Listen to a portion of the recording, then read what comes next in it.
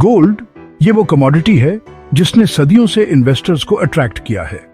इसका अट्रैक्शन इसकी स्टेबिलिटी और अनसर्टेन टाइम के दौरान एक सिक्योर इन्वेस्टमेंट के रूप में इसकी प्रेस्टीज में है।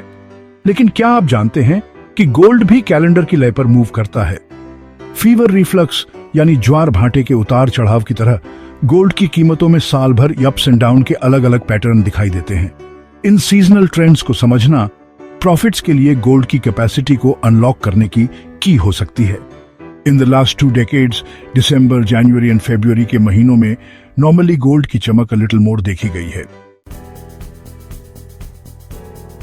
But why this months? One word demand. जैसे जैसे साल खत्म होता है और न्यू ईयर शुरू होता है, कई रीजन गोल्ड के अट्रैक्ट को बढ़ाने के लिए ट्रिगर होते हैं। इंडिया और चाइना में फेस्टिवल का मौसम जोरों पर होता है। विंटर, चंद्र नव वर्ष और डिफरेंट सेलिब्रेशन गोल्ड के ज्वेलरी की डिमांड लेकर आते हैं। एक ट्रेडिशन जो इन देशों के सांस्कृतिक ताने बाने में गहराई से बुनी गई है। लेकिन यह सिर्फ ट्रेडिशन की बात नहीं है। मैक्रो इकोनॉमिक्स ताकतें भी एक भूमिका निभाती हैं।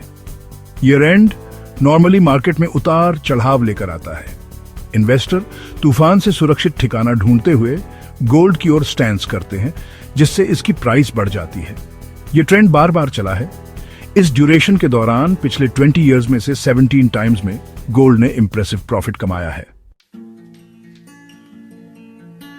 हालांकि गोल्ड का रास्ता हमेशा प्रॉफिट से भरा नहीं होता।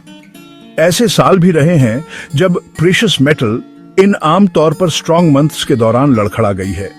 उदाहरण के लिए 2011 में गोल्ड में अनएक्सपेक्टेड डिक्लाइन आई। दिसंबर में लगभग 10% गिर गया।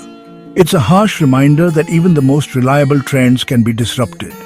कई कारक इन डिक्लाइन में योगदान कर सकते हैं। कभी कभी सस्टेन्ड इकोनॉमिक ग्रोथ गोल्ड के अट्रैक्शन को कम कर सकती है। जब इकोनॉमी अच्छी चल रही होती है तो इन्वेस्टर्स गोल्ड में सुरक्षा तलाशने के लिए लेस इंटरेस्टेड हो सकते हैं।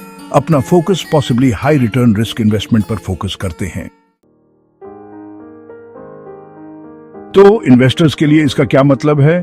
क्या आपको हर दिसंबर में सोना खरीदने के लिए दौड़ना चाहिए और मार्च आने पर उसे बेच देना चाहिए? इतनी जल्दी नहीं। जबकि सीजनल ट्रेंड्स को समझना इंपॉर्टेंट है, it's just a piece of the puzzle. ये पहेली का केवल एक टुकड़ा है। सक्सेसफुल इन्वेस्टमेंट के लिए एक बैलेंस्ड अप्रोच की आवश्यकता होती है। गोल्ड की सीजनल ट्रेंड्स पर फोकस करें, लेकिन उन्हें अपनी हर चाल को तय न करने दें। मैक्रो इकोनॉमिक आउटलुक के बारे में जानकारी रखें। जियोपॉलिटिकल डेवलपमेंट्स पर कड़ी नजर रखें और याद रखें, डाइवर्सिफिकेशन महत्वपूर्ण है।